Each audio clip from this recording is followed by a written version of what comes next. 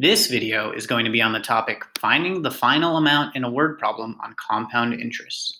Now remember, there's two types of interest that we learn about: simple interest and compound interest. Simple interest is when you just get the same percentage and it's not affected by the amount of principal or the amount that you start with.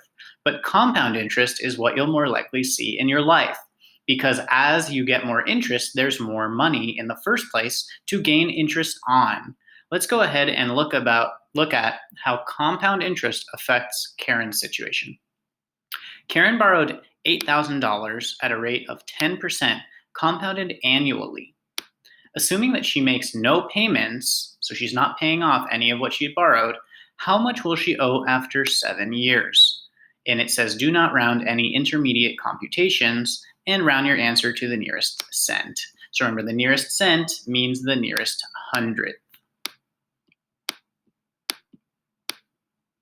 All right, so we have to know the formula, but let's look at why the formula is, not just what the formula is. So A equals, and A stands for the amount. The amount that she's going to owe is equal to P, meaning the principal, how much she starts with, or in this case, starts owing, times 1 plus R divided by N to the power of N times T. Now, what happens with this 1, let me break down this formula for you. When you multiply P times 1, right, because this is distributive property, you're just going to get P. So it's just making sure that you start with the same amount. That's why this 1 exists in the parentheses. It's not like you're losing all that money that you started with or that you started borrowing. The R stands for the rate. The N stands for the number of times it's been compounded in a year, and then the T is the time or number of years. So let's go ahead and take a closer look at what our A values, P values, R values, and N values are in this case. All right, so what she borrowed was $8,000. That's what we started with, so that's our P, our principal. Our rate is 10%, but we would write that as a decimal, 0.10 or 0.1. Compounded annually. Annually just means once per year. And assuming she makes no payments, how much will she owe after 7 years? So 7 is our T value. Our T, our time in years, is 7. Remember, this is our rate, and this is our N value because it's just compounded once per year. All right, so let's go ahead and substitute these and just use the order of operations to figure out how much she would owe after 7 years.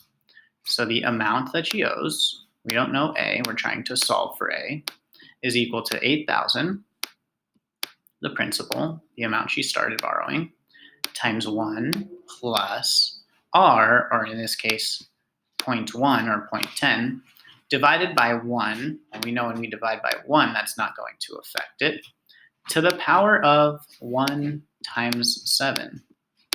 So when you have it compounded annually, interest that's compounded annually, you're going to have 1 here, and it's going to make your problem a lot easier, right? So this will be 8,000 times, well, what's 0.1 divided by 1? Anything divided by 1 is itself, right? So that's just 0.1. So this is just 1.1 to the power of 7. 1 times 7 is 7, all right? So let me just divide this off. So that's what we have right now. And then what would you do first? Would you do this multiplication or would you do the exponents? That's right, you would do the exponents first. So you would bring down this 8,000 and then make sure that you go ahead and evaluate this 1.1 to the power of 7 first. That's one of the biggest mistakes that people make, is doing this in the wrong order, and it will very much affect your answer. So 1.1 to the power of 7.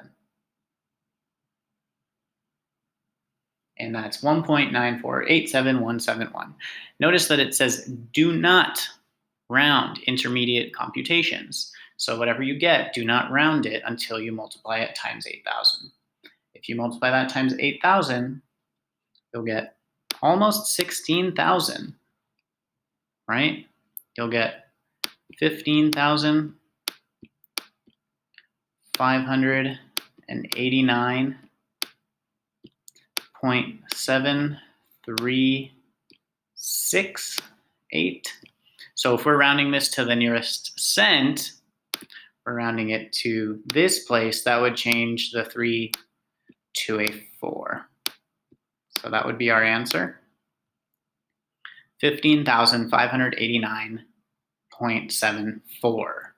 And just be careful, I multiplied this 8,000 times what I got from this answer, which if I go back